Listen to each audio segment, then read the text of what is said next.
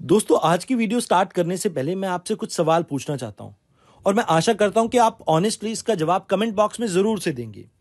मेरा पहला सवाल है कि क्या आप यूपीएससी के लिए नोट्स मेकिंग करते हैं? अब आप सोच रहे होंगे, सर नोट्स मेकिंग तो करते हैं, क्या मेंस के लिए पूछ रहे हो, आप प्री के लिए पूछ रहे हो? मैं दोनों के लिए ही पूछ रहा हूं यहां पर। क्या आप नोट्स मेकिंग करते हैं? क्या आपको इनमें से कोई प्रॉब्लम फेस करते हो आप? जैसे आप जब नोट्स बना रहे हो, मान लीजिए आप लक्ष्मीकांत पढ़ते हैं। लक्ष्मीकांत काफी बल्कि बुक है, तो इसके आपके नोट्स जो बने, मान लो 400-500 पेज के बन गए। अब क्या आपके साथ ऐसा हुआ है क्या? अब देखिए, अगर मैं यहां पर लक्ष्मीकांत के नोट्स 400 पेज में बनाता हूं, वैसे तो परेशानी कोई नहीं है, क्योंकि 900 या 1000 पेज की आपकी किताब है, आपने 400 पेज के नोट्स बनाए हैं तो काफी ठीक है। बट इसमें एक परेशानी आएगी। जब आप मेंस का एग्जाम दे रहे होंगे, तो आपका जैसे GS paper 1 and GS paper 2, इनके बीच में बहुत कम समय होता है। अगर आपको कोई टॉपिक रिवाइज करना हो, तो इन 400 पेजों में क्या आप उस टॉपिक को ढूंढ पाओगे? आप जब नोट्स बना रहे हैं ना, तो आपको ये चीज दिमाग में रखनी है कि भाई नोट्स ज्यादा बल्कि नहीं होनी चाहिए। अब दूसरा सवाल मेरा आपसे ये है यहां पे, कि जब आप कोई किताब पढ़ रहे होते हैं, क्या आपको ऐसा लगता है कि कोई लाइन इंपॉर्टेंट है, आप उसे मार्क करते हैं और देखते ही देखते आपने पूरी बुक ही मार्क कर दी हो? अब अगर आप ऐसी गलती कर रहे हैं, तो इससे कभी भी इफेक्टिव नोट्स नहीं बन पाएंगे। और तीसरी सबसे बड़ी प्रॉब्लम, ये ज्यादातर करंट अफेयर्स में आती है। मान लीजिए आप कोई आर्टिकल पढ़ रहे हैं करंट अफेयर का, और वहां पर आपकी पॉइंटर्स नहीं फाइंड कर पा रहे हैं कि भाई कौन से ऐसे पॉइंटर होने चाहिए जो मैं अपने एग्जाम में लिखूं। मान लीजिए आप सुमित सर के एडिटोरियल को देखते हैं और वहां से पूरा एडिटोरियल ही छाप देते हैं, तो क्या ये सही तरीका है नोट्स बनाने का? तो जवाब है नहीं। आज इस वीडियो में मैं आपकी इन सभी परेशानियों का हल लेके आया हूं, और आपने क्या करना है, इस वीडियो को पूरा जरूर से देखना है। अब यहां आपके लिए एक इंपॉर्टेंट इंफॉर्मेशन है। जो भी बच्चे 2023 के मेंस को लिख रहे हैं या मेंस की तैयारी कर रहे हैं अभी, वो चाहते हैं कि भाई 60 दिन के अंदर वो मेंस की आंसर राइटिंग को अपनी दुरुस्त कर सके, तो उनके लिए हम एक प्रोग्राम लेके आए हैं, that is 60 days sprint programme. ये 5 जून से स्टार्ट हो चुका है। अगर आप इनरोल करना चाहते हैं तो आप लॉग इन कर सकते हैं हमारी वेबसाइट पे। आइए अब बात करते हैं नोट्स मेकिंग के बारे में। देखिए, अगर आप इनमें से कोई भी परेशानी को फेस कर रहे हैं, तो आप कुछ गलत नहीं कर रहे हैं, बस आपको थोड़ी गाइडेंस की कमी देखने को मिल रही है। क्योंकि 99% जो कैंडिडेट हैं वो इस परेशानी से जूझ रहे हैं, बट उनकी कोई मदद करने वाला नहीं है। आज मैं आपको समझाता हूं कि आप कैसे इस चीज को इफेक्टिवली कर सकते हैं। अब देखिए, कुछ लोग कहते हैं कि जो नोट्स मेकिंग है ना, ये एक तरह की आर्ट है। मैं इस बात से बिल्कुल इत्तेफाक रखता हूं। क्यों? क्योंकि मेरा एक फ्रेंड था, राहुल राहुल सिंगला।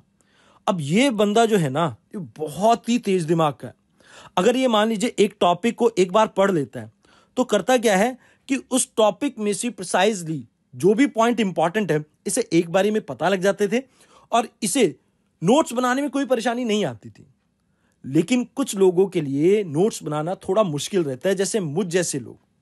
मैं इन 99% कैटेगरी में ही आता था। अब होता क्या था मेरे साथ, कि जब तक मैं 2 या 3 रीडिंग ना दे दूं किसी टॉपिक की, तब तक मुझे टॉपिक क्लियर नहीं होता था। क्योंकि देखिए, साइंस फील्ड से हैं हम, और जो आर्ट्स के टॉपिक हैं उन्हें समझने में कई बार परेशानी बहुत आती थी। खासकर जैसे इकोनॉमिक्स होगी या एंशिएंट या आर्ट एंड कल्चर हो गया, यहां पर कौन सी चीज लिखनी है, कौन सी छोड़नी है, ये पता ही नहीं लगता था यार। अब नोट्स मेकिंग करने से पहले हमें यह पता होना चाहिए कि हमें नोट्स मेकिंग करनी ही क्यों है। रीजन अगर हमें पता होगा ना, तो हमारे लिए चीजों को समझना काफी आसान रहेगा। इसके लिए मैं आपको कहूंगा कि आपको मधुमक्खी को देखना चाहिए, यानी BC। अब इसका मतलब क्या है? यहां बी का मतलब है बेसिक और बेटर क्लैरिटी के लिए। जैसे फॉर एग्जांपल, आपने आज इन्फ्लेशन टॉपिक को पढ़ा। अब अगर आप इसके तुरंत ही अच्छे से नोट्स बना लेंगे, स्ट्रक्चर मैं आपको बताऊंगा। अब जब आप नोट्स बना लेंगे, तो आपके टॉपिक की क्लैरिटी पहले की तुलना में अच्छी हो जाएगी। अब जब आप PYQs या आप प्रैक्टिस क्वेश्चंस को अटेम्प्ट करेंगे, तो इससे आपकी क्लैरिटी और ज्यादा बेटर होती जाएगी और आपके पेपर क्लियर करने के चांसेस और अच्छे रहेंगे। तो मतलब एक टॉपिक की बेटर क्लैरिटी के लिए आपको नोट्स बनाने चाहिए। नोट्स बनाते हुए आपकी सभी सेंसेस इन्वॉल्व रहती है, और इससे कहीं ना कहीं आप एक बेटर पोजीशन में है इस एग्जाम को क्लियर करने के लिए। इसके अलावा इजी टू रिवाइज। अब देखिए, मान लीजिए आपने लक्ष्मीकांत के नोट्स बनाए थे, अब आपने बना दिए 400 पेज के। अब इसको आप बार बार कितनी बार रिवाइज कर पाएंगे? बट अगर आप एक रेशो का ध्यान रखिए, 10:1 की रेशो, अगर आप इसके अकॉर्डिंगली नोट्स बनाते हैं ना, तो यहां पर बेनिफिट ये रहेगा कि आपके जो नोट्स हैं महज 150 या 200 पेज के बनेंगे।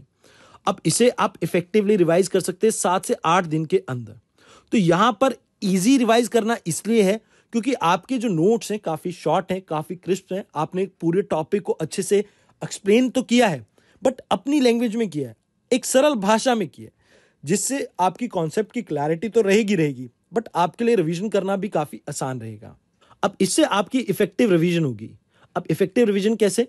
जब आप मल्टीपल टाइम एक सोर्स से किताब को पढ़ेंगे, मतलब आप अपने नोट्स पढ़ रहे हैं, बार बार पढ़ रहे हैं, तो आपके दिमाग में वो चीज छप जाएगी। अब इससे क्या होगा कि जब आप टेस्ट दे रहे होंगे या आप प्रीलिम्स अटेम्प्ट कर रहे होंगे या मेंस अटेम्प्ट कर रहे होंगे, तब आपको इस चीज का बात का पता लगेगा कि भाई आप कितने इजीली उन चीजों को हैंडल कर पा रहे हैं। जो क्वेश्चन शायद पहले आपसे सॉल्व नहीं हो पा रहे थे, बट अब आप उन्हें बहुत इजीली हैंडल कर पा रहे हैं। क्यों? क्योंकि आपने एक ही चीज को बार बार पढ़ा है। एक कहावत नहीं है, करत करत अभ्यास जड़मत हुए सुजान। तो यहां पर वही हमें करना है, चीजों को बार बार रिवाइज करना है। और बार बार किताब उठाना अपने आप में भी एक साइकोलॉजिकली डिसएडवांटेजियस रहता है। क्यों? मान लीजिए आप लक्ष्मीकांत उठाते हैं, अब इतनी बल्कि किताब है, 1100 पेज की आपकी वो किताब है। अब इतने ज्यादा पेजेस देख के ना एक बारी तो आपको लगता है कि यार इसको पढ़ने में कम से कम 30 दिन लगेंगे, बट वहीं आप 150-200 पेज की कोई चीज उठा रहे हैं, उसको तो आप कहेंगे कि मैं हफ्ते में खत्म कर दूंगा।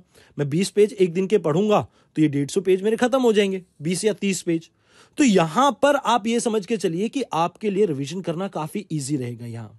अब इससे ना केवल आपका टाइम बचेगा, क्योंकि देखिए अगर आप एक किताब 1100 पेज की किताब को बार बार पढ़ेंगे तो इसमें आपके 30 दिन या 40 दिन भी जा सकते हैं। अब इसमें मल्टीपल रिवीजन करने के जो चांसेस हैं वो बहुत कम रह जाएंगे। बट अगर आप यहां पर इसके नोट्स बनाते हैं तो आपका टाइम बचेगा। ऑल्दो इनिशियली जो आपका टाइम लगेगा वो तो है, बट उसके बाद आप ये देखेंगे कि लॉन्ग टर्म में आपके टाइम की बचत ही होगी। साथ के साथ यहां पर आपकी एनर्जी भी बचेगी। देखिए जब आप स्टार्टिंग में नोट्स बना रहे हैं ना, उस समय आप जितनी भी रिसर्च करना चाहें गूगल पे या अलग अलग सोर्सेज से, वो आप कर सकते हैं। बट एक बार जब आपके नोट्स बन गए ना, तो उसको करंट अफेयर से तो अपडेट कीजिए, बट बार बार सोर्स बदलने की जरूरत नहीं है। इससे आपकी एनर्जी बचेगी, और आप अपनी एनर्जी को जब एक जगह चैनलाइज करेंगे तो इससे आपके रिवीजन के अंदर एफिशिएंसी इंप्रूव होगी, और जिसका रिजल्ट आपको अपने प्रीलिम्स और मेंस में देखने को मिलेगा। तो ये बात याद रखना कि हमें नोट्स मेकिंग करनी क्यों है, ताकि हमारी आगे के यूपीएससी के सफर को हम आसान कर सकें। अब देखिए इस नोट्स मेकिंग में क्या करना है इससे ज्यादा जरूरी है क्या नहीं करना है। देखिए मैं ये मान के चलता हूं कि आप में से बहुत से स्टूडेंट, ऑलमोस्ट 90% स्टूडेंट मेरी कैटेगरी में फॉल करते होंगे, जिन्हें चीजें एक बार पढ़ने में समझ नहीं आती होंगी। आप जरा एक बार कमेंट बॉक्स में बताना कि कौन कौन ऐसे हैं जिनको एक बारी में चीज पढ़ के पूरी तरह से समझ नहीं आती है, उन्हें मल्टीपल उस चीज को रीड करना पड़ता है, मल्टीपल टाइम रीड करना पड़ता है। तो यहां पर आप कोशिश कीजिए कि मल्टीपल रीडिंग के बाद, चाहे 2 या 2 से ज्यादा, आप जितनी भी रीडिंग करें उसके बाद ही नोट्स बनाएं, ताकि आपके नोट्स काफी शॉर्ट और क्रिस्प रह सकें। इसमें आपने कोशिश करनी है कि अननेसेसरी इंफॉर्मेशन को आपने नहीं डालना है। फॉर एग्जाम्पल, अब जैसे आप हिस्ट्री पढ़ रहे हैं, मान लीजिए आप किसी वॉर के बारे में पढ़ रहे हैं, तो अगर आप इस वॉर के बारे में पढ़ रहे हैं, आप इसकी पूरी कहानी ना लिखें। आप यहां पर जो इंपॉर्टेंट पर्सनैलिटीज इसके साथ जुड़े हुए हैं, आप उनके बारे में लिख सकते हैं, या आप यहां पर क्या कर सकते हैं, उससे कोई ट्रीटी निकली हो उसके बारे में लिख सकते हैं, या आप यहां पर क्या रीजंस रहे थे इस वॉर के पीछे उसके बारे में लिख सकते हैं, और इसके आउटकम के बारे में लिख सकते हैं। तो ये इंपॉर्टेंट चीजें हैं जो आपको पता होनी चाहिए। सारी कहानी अगर आपने एक बार पढ़ ली है तो आपके दिमाग में रह ही जाएगी। तो नोट्स मेकिंग के टाइम पे आपने कोशिश करनी है कि अननेसेसरी इंफॉर्मेशन को आप बीच में ना डालें। इसके अलावा जो आप नोट्स बनाएं वो इजी टू अंडरस्टैंड होनी चाहिए। मतलब ऐसा ना हो कि आपने बहुत ज्यादा शॉर्ट फॉर्म्स लिख दिए और कुछ दिनों बाद आप खुद ही उन शॉर्ट फॉर्म्स को याद ना रख पाए। आपने कोशिश करनी है कि आप शॉर्ट फॉर्म्स ना ही लिखें तो बढ़िया रहेगा, क्योंकि शॉर्ट फॉर्म्स लिखेंगे तो आप जब मेंस की आंसर राइटिंग करेंगे ना, तब आप वहां पर भी गलती से शॉर्ट फॉर्म्स लिखेंगे और इसके मार्क्स कटते हैं। मतलब आप ये मान के चलें कि मेंस आंसर राइटिंग में आप शॉर्ट फॉर्म नहीं लिख सकते। तो इस वजह से मैं आपको कहूंगा कि प्रैक्टिस अपनी उसी हिसाब से रखिए। इसके अलावा कोशिश हमें यह भी करनी है कि हमारे नोट्स बल्कि ना बने। और जब आप अननेसेसरी इंफॉर्मेशन को हटा देंगे तो बट ऑब्वियस है नोट्स इतने ज्यादा बल्कि नहीं बनेंगे। इसके अलावा जो टॉपिक का सेंस है, आप उस सेंस और एसेंस को चेंज ना करें। मतलब मान लीजिए आप इन्फ्लेशन के बारे में कोई टॉपिक लिख रहे हैं, अब आपने यहां पर कोशिश ये करनी है कि उसका जो बेसिक सेंस है जो आपने उस टॉपिक में पढ़ा है, आप उसके सेंस को ना चेंज करें। मतलब आपको वहां पर टॉपिक की क्लैरिटी को इंश्योर करना होगा अपने नोट्स में, अदरवाइज उन नोट्स को बनाने का कोई फायदा नहीं है। तो इस चीज को आपको यहां पर इंश्योर करना होगा।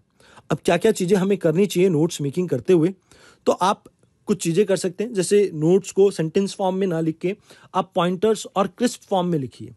आप कोशिश कीजिए कि प्रॉपर स्ट्रक्चर मेंटेन कीजिए जो आपको मेंस के लिए चाहिए। जैसे मान लीजिए इंट्रोडक्शन के लिए आपको कोई पॉइंट चाहिए हो तो आप इंट्रोडक्शन में लिख सकते हैं उसे। फिर मान लीजिए आपके पास कोई डाटा है, आप उस डाटा को लिखिए। आप मान लीजिए उसके रीजंस को लिखिए।